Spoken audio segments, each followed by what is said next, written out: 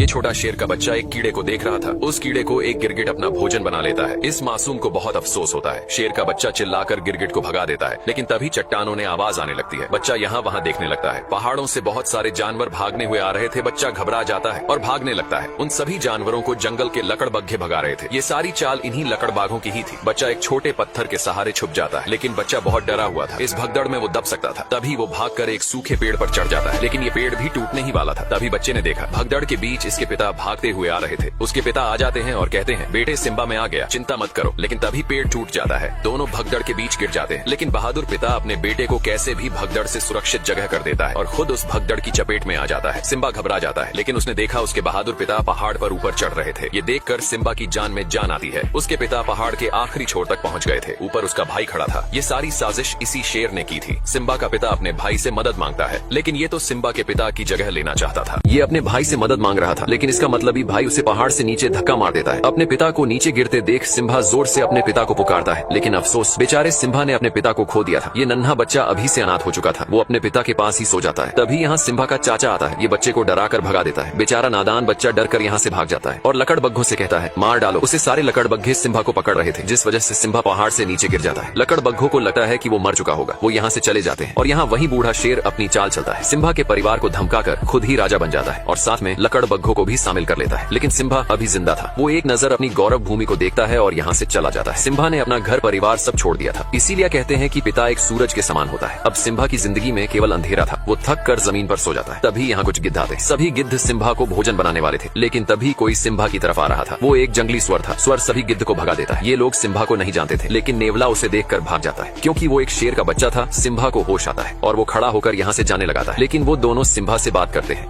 अब सिम्बा यहाँ से उदास होकर जा रहा था, लेकिन नेवला और स्वर सिम्बा के एक अच्छे मित्र बन जाते हैं। उसे हौसला देते हैं। कहते हैं, जिंदगी में हर कोई अपनों को खोता है। इस रीति को कोई बदल नहीं सकता और तुम तो एक बहादुर राजा के बेटे हो। ये सुनकर सिम्बा अच्छा महसूस करता है। वो दोनों उसे अपने जंगल लेकर जाते हैं, जो जंगल बेहद प्यारा था। सिम्बा को ये जंगल बहुत पसंद आता है। सभी जानवर सिम्बा को देख हैरान थी कि आखिर एक शेर का बच्चा हमारा दोस्त कैसे बन सकता है। लेकिन जो भी हो, सब मिलकर रहते हैं और साथ मिलकर भोजन करते हैं। धीरे धीरे सिम्बा अब बड़ा हो चुका था, जो बिल्कुल अपने पिता मुफासा की तरह दिख रहा था। और यहाँ पर सिम्बा के चाचा ने भौकाल मचा रखा था। लकड़बग्घों के साथ मिलकर जानवरों का शिकार कर रहा था। ये एक बेईमान और अपने भाई का हत्यारा था। इनको शिकार करते हुए एक पक्षी देख लेता है और सिम्बा का परिवार भूखा मर रहा था। इनको वो शेर शिकार नहीं करने देता था। तभी वही पक्षी सिम्बा के परिवार के पास आता है और इनको सारी बात बता देता है। लेकिन तभी यहाँ लकड़बग्घे आ जाते हैं, उसे पकड़ने लगते हैं। पक्षी यहाँ से भाग जाता है। सिम्बा का परिवार बेबस और लाचार था। ये लोग कुछ नहीं कर सकते थे, क्योंकि उस हरामी शेर ने इनके ऊपर दबाव बना रखा था। वो राजा बन चुका था। तभी एक शेरनी कहती है, हमें कुछ करना होगा। हमें हाथ पे हाथ रखकर नहीं बैठे रहना चाहिए। अब सिम्बा की माँ कहती है, ये हमारी गौरव भूमि है, हमें इसकी हिफाजत करनी चाहिए। समय बहुत बलवान होता है। लेकिन नाला शेर से युद्ध करने को कहती है। तभी इनके पास लकड़बग्घा आता है और कहता है, महाराज तुमको बुला रहे हैं। सिम्बा की माँ उस बूढ़े शेर के पास जाती है। बूढ़ा शेर अपने शिकार को खा रहा था और कहता है, कौन सी योजना बना रहा है तुम्हारा डरपोक परिवार। सिम्बा की माँ कहती है, तुम हद से ज्यादा शिकार कर रहे हो। शेर कहता है, शिकार नहीं करेंगे तो भूखे मर जाएंगे। हमारा काम ही है किसी को मार कर अपनी भूख मिटाने। सिम्बा की माँ कहती है, इस तरह शिकार नहीं किया जाता जिस तरह तुम कर रहे हो। शेर कहता है, तुमने मुझे ठुकरा कर मुफासा को चुना था। अब तो वो डरपोक भी मर चुका है। सिम्बा की माँ कहती है, वो डरपोक नहीं, एक बहादुर और ताकतवर राजा थे। तभी शेर गुस्से से कहता है, आज के बाद पहले लकड़बग्घे भोजन खाएंगे और उसका बचा हुआ तुम और तुम्हारा परिवार खाएगा। सभी लकड़बग्घे खाने के लिए टूट पड़ते हैं और यहाँ सिम्बा को दिखाया जाता है, जो पूरी तरह से बदल चुका था। इसे अपने परिवार की याद तक नहीं आ रही थी। वो भूल गया था सब। लेकिन रात के समय सिम्बा अपने बहादुर पिता को याद करके बहुत उदास था। सिम्बा का बाल उड़कर एक नदी में गिरी जाता है। उस बाल को एक चिड़िया उठा लेती है और अपने घोंसले में ले जाती है, लेकिन दूसरी चिड़िया उस बाल को फेंक देती है। अब सिम्बा के बाल को एक चिड़िया उठा लेती है और अपने घोंसले में लेकर जाती है, लेकिन दूसरी चिड़िया जानती थी ये घास नहीं बल्कि किसी जानवर का बाल है। जिस वजह से चिड़िया सिम्बा के बाल को फेंक देती है, वो बाल बबूल के पेड़ पर गिरता है। जिराफ बबूल के पत्तों के साथ सिम्बा के बाल को भी खा लेता है। अब एक कीड़े को दिखाया जाता है, जो जिराफ के मल को ढकेल कर ले जा रहा था, लेकिन जिराफ का मल लुढ़क कर टूट जाता है और सिम्बा का बाल उड़कर दूर चला जाता है, जहाँ बहुत सारी चींटियां थी। एक चींटी बाल को उठाकर ले जाने लगती है। तभी एक बंदर चींटी के पास उस बाल को देख लेता है। बंदर ने पहचान लिया था कि ये सिम्बा का ही बाल है और सिम्बा अभी जिंदा है। ये संदेश एक खुशी का संदेश था। बंदर खुश था, क्योंकि इनका राजा फिर से गौरव भूमि पर राज करेगा। और यहाँ सिम्बा के दोस्त पर एक शेर हमला कर रहा था। इनके जंगल में एक शेर घुस चुका था। सिम्बा का दोस्त अपनी जान बचाकर भाग रहा था। वो शेर का शिकार होने ही वाला था। तभी सिम्बा उस शेर को दबोच लेता है। दोनों ही एक दूसरे से कम नहीं थे, लेकिन दूसरा शेर सिम्बा को दबोच लेता है। सिम्बा उसे नाला कह के पुकारता है। दोनों एक दूसरे को जानते थे। ये नाला सिम्बा की बचपन की दोस्त थी। नाला सिम्बा को जिंदा देखकर बहुत खुश होती है। अब सिम्बा और नाला इतने दिनों के बाद एक दूसरे को देखकर बहुत खुश थे। नाला सिम्बा का बचपन का प्यार था। सिम्बा कहता है, है, नाला,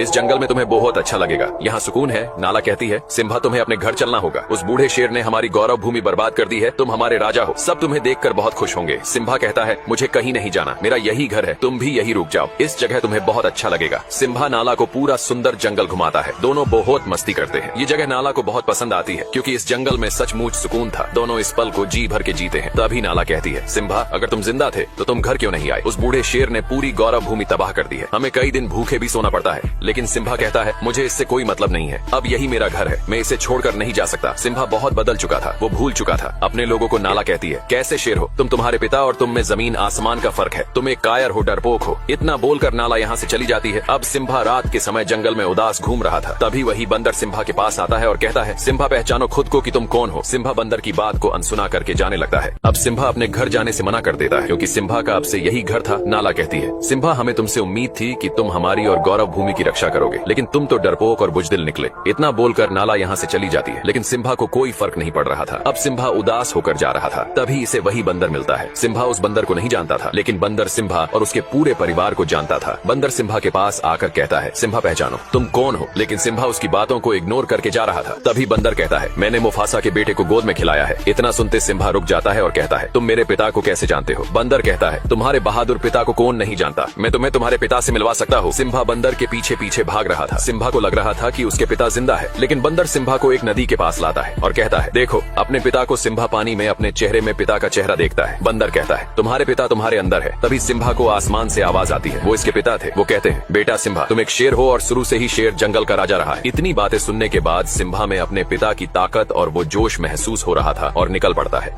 अब सिम्बा निकल पड़ता है अपनी उस पावन धरती की तरफ जिसने वर्षों पहले छोड़ दिया था। सिम्बा एक गहरी दहाड़ लगाता है, ये ऐलान करने के लिए कि अपने जंगल की रक्षा के लिए सिम्बा तैयार है। ये था सिम्बा का जुनून। सिम्बा के दोस्त उसे जाते हुए देख रहे थे। सिम्बा वर्षों बाद अपनी पावन धरती की तरफ जा रहा था जिसके अंदर साहस और बल दोनों था। सिम्बा नाला के पास पहुंच गया था। दोनों निकल पड़ते हैं अपने घर की तरफ। भले ही इस कहानी में सिम्बा का पिता मुफासा नहीं था, लेकिन मुफासा का बेटा सिम्बा था जो एक नई उम्मीद था। दोनों अपनी गौरव भूमि पहुंच जाते हैं, लेकिन सिम्बा अपनी गौरव भूमि को देखकर बिल्कुल भी खुश नहीं था। उसकी भूमि पूरी तरह से बंजर हो चुकी थी, बहुत सारे जानवर मारे गए थे। नाला कहती है, सिम्बा अब क्या करोगे? सिम्बा कहता है, अपनी भूमि की रक्षा करूंगा, जो जिम्मेदारी मुझे मेरे पिता ने दी है। नाला कहती है, मैं भी इस लड़ाई में तुम्हारे साथ हूँ। तभी वही पक्षी सिम्बा के पास आता है जो ये भी सिम्बा के परिवार का हिस्सा था। ये सिम्बा का तहे दिल से स्वागत करता है और कहता है, महाराज वो दिन फिर से लौट आए हैं और सिम्बा के दोस्त भी इस लड़ाई में साथ खड़े रहने वाले थे। सिम्बा उनको वापस अपने जंगल लौटने को बोलता है, लेकिन वो दोनों कहते हैं, हम जब तक जिंदा है तब तक तुम्हारे साथ रहेंगे। इस युद्ध में सब सिम्बा के साथ खड़े थे। सिम्बा सभी को अपने साथ लेकर जाता है। अब इस युद्ध में सभी जानवर सिम्बा के साथ कंधे से कंधा मिलाकर खड़े थे। सिम्बा सभी को अपने साथ लेकर जाता है, लेकिन सामने कुछ लकड़बग्घे भोजन कर रहे थे। सिम्बा लकड़बग्घों का ध्यान भटकाने के लिए अपने दोस्तों से कहता है। नेवला और सुअर उनका ध्यान भटका रहे थे। सभी लकड़बग्घे उन दोनों को पकड़ने लगते हैं। सिम्बा नाला के साथ दूसरे रास्ते निकल पड़ता है। वही बंदर सब कुछ देख रहा था। वो समय आ गया था। बंदर अपना हथियार निकालता है जिसने वर्षों पहले मुफासा के मरने के बाद हथियार को छोड़ दिया था। बंदर भी इस लड़ाई में सिम्बा के साथ था और यहाँ बूढ़ा शेर सिम्बा की माँ को अपनी रानी बनाने की जिद कर रहा था और कहता है, इस पूरे जंगल में मुझसे ज्यादा ताकतवर कोई जानवर नहीं है। सिम्बा की माँ कहती है, ताकतवर राजा वही होता है जिसमें प्रजा की और अपने राज्य की फिक्र होती है। ये कहता है, मैं मुफासा से ज्यादा ताकतवर हूँ। सिम्बा की माँ कहती है, तुम मुफासा के आगे एक भीगी बिल्ली हो। तभी वो शेर गुस्से से सिम्बा की माँ पर हमला करने लगता है। इस शेर की नीयत खराब थी। जिसकी नीयत ही खराब हो वो अपनी प्रजा की रक्षा कभी नहीं कर सकता है। तभी दहाड़ता हुआ सिम्बा यहाँ आता है। बूढ़ा शेर देखकर डर गया था। इसे लग रहा था कि वो मुफासा है। तभी सिम्बा कहता है, दूर रहो मेरी माँ से। सिम्बा की माँ वर्षों बाद सिम्बा को देखकर बहुत खुश होती है।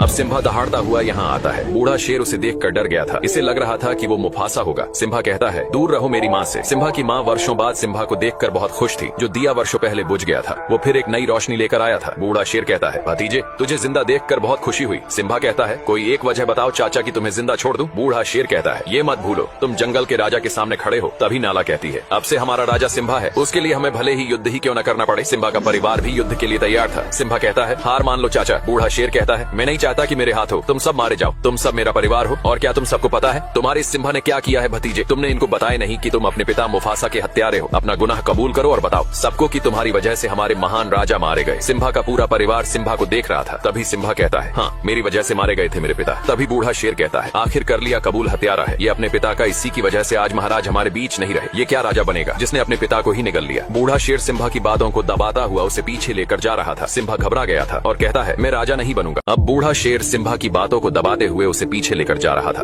और जोर से चिल्लाकर कहता है, झुकाओ अपने सर को। तभी सिम्बा का पैर फिसल जाता है। सिम्बा चट्टान पर लटका हुआ था। यहाँ जोर की बिजली कड़कती है। ये वो आखिरी पल था जिसमें एक पापी का अंत तय था। बूढ़ा शेर कहता है, ये नजारा मैंने वर्षों पहले देखा था, बिल्कुल तुम्हारी तरह ही मुफासा ने मेरी आंखों में देखा था। बूढ़ा शेर उछलकर सिम्बा के पंजों को दबा लेता है और कहता है, एक राज की बात बताऊं भतीजे, तेरे बाप मुफासा को मैंने ही मारा था। इतनी बात सुनते ही सिम्बा अपने पिता के उस दुख भरे पल को याद करने लगता है। तभी सिम्बा जबड़े से उसके बाल पकड़कर ऊपर आ जाता है और चिल्लाकर कहता है, कैसे भाई हो तुम, अपने सगे भाई की ही हत्या कर दी। बूढ़ा शेर कहता है, ये झूठा बोल रहा है, इसकी बात मत सुनो। तभी सिम्बा की माँ कहती है, तुमने मुफासा को नहीं मारा तो उनकी आंखों में कैसे देखा। बूढ़े शेर का अंतिम समय आ चुका था। तभी बूढ़ा शेर लकड़बग्घों से कहता है, मार डालो सबको। सभी लकड़बग्घे सिम्बा के ऊपर टूट पड़ते हैं, लेकिन सिम्बा सभी लकड़बग्घों को जबड़े से दबाकर फेंक रहा था। नाला अपने परिवार को हमला करने को कहती है। सिम्बा का पूरा परिवार लकड़बग्घों पर टूट पड़ता है। ये था एक भीषण युद्ध जो सत्य और असत्य के बीच हो रहा था। सभी लकड़बग्घे सिम्बा को नोच रहे थे। अब सभी लकड़बग्घे सिम्बा को गिराकर नोचने लगते हैं। नाला ये देखते हैं, दौड़ पड़ती है। ये था नाला का अपने प्यार के प्रति लगाव, और सिम्बा के दोनों दोस्त भी इस लड़ाई में शामिल थे। इनको लकड़बग्घे चारों तरफ से घेर लेते हैं। जंगली स्वर हमेशा से लकड़बग्घों से डरता रहा है, लेकिन आज स्वर ने कमाल कर दिया था। स्वर दौड़ा दौड़ा कर सभी लकड़बग्घों मार रहा था। अब नाला का सामना लकड़बग्घों की सरदार से होता है। दोनों एक दूसरे के सामने थे, लेकिन नाला अब बड़ी हो चुकी थी। वो लकड़बग्घों की सरदार से भिड़ जाती है और वो बूढ़ा बंदर भी उस हथियार को मैदान में लेकर उतर जाता है। सभी लकड़बग्घों की नानी याद दिला रहा था। सिम्बा का परिवार और उसके दोस्त अपनी गौरव भूमि की रक्षा के लिए लड़ रहे थे। नाला भी लकड़बग्घों की सरदार को मार गिराती है। शुरू से ही सत्य की हमेशा जीत होती आई है। आज भी सत्य की ही जीत होने वाली थी। बूढ़े शेर का अंतिम समय आ चुका था, भर चुका था। इसके पाप का घड़ा सभी लकड़बग्घे मैदान छोड़कर भाग रहे थे। सिम्बा ने देखा बूढ़ा शेर भी यहाँ से भाग रहा था। सिम्बा अपने चाचा का पीछा करता है। बूढ़ा शेर चाह के भी खुद को बचा नहीं सकता था। उसके आगे खाई थी और पीछे सिम्बा खड़ा था। सिम्बा कहता है, अब कहा भाग कर जाओगे चाचा। बूढ़ा शेर कहता है, सिम्बा मुझे माफ कर दो। सिम्बा कहता है, इतनी बड़ी गलती के बाद तुम्हें कौन माफ करेगा। अब बूढ़े शेर की अंतिम घड़ी आ चुकी थी। आखिर एक न एक दिन पाप का घड़ा भर ही जाता है। बूढ़ा शेर कहता है, ये सब लकड़बग्घों की चाल थी। लकड़बग्घे बूढ़े शेर की बात सुन लेते हैं। बूढ़ा शेर सिम्बा से एक जिंदगी मांग रहा था। सिम्बा कहता है, पाप की कोई माफी नहीं होती। बूढ़ा शेर कहता है, सिम्बा तुम अपने सगे चाचा को मारोगे। सिम्बा कहता है, चाचा मैं तुम्हारी तरह बिल्कुल भी नहीं हूँ। बूढ़ा शेर ये सुनकर बहुत खुश होता है और कहता है, बताइए महाराज मुझे क्या करना होगा। सिम्बा कहता है, भाग जाओ इस पवित्र धरती से, दोबारा फिर कभी लौटा कर मत आना। बूढ़ा शेर यहाँ से जाने लगता है और तभी धोखे से सिम्बा पर हमला कर देता है। एक पापी को कितने भी नेकी के रास्ते ही क्यों न दिखाए जाए, वो फिर भी पाप के रास्ते पर ही चलता है। बूढ़ा शेर चट्टान ने नीचे गिर जाता है। सिम्बा को भी अपने चाचा के मरने का दुख था, लेकिन बूढ़ा शेर अभी जिंदा था। शायद इसकी मौत सिम्बा के हाथों नहीं बल्कि लकड़बग्घों के हाथों लिखी थी। बूढ़े शेर को सभी लकड़बग्घे घेर लेते हैं। बूढ़ा शेर कहता है, मेरे साथियों हम फिर से एक नया साम्राज्य खड़ा करेंगे। लकड़बग्घे कहते हैं, तू एक बिन पैनी का लौटा है, हमने तेरा हमेशा साथ दिया और तूने हमें ही गलत ठहराया। बूढ़ा शेर कहता है, मैंने सिम्बा से झूठ बोला था। तभी एक लकड़बग्घा कहता है, स्कार तूने अपना जिंदगी में कभी सच बोला ही नहीं। लकड़बग्घों की आंखें खुल चुकी थी।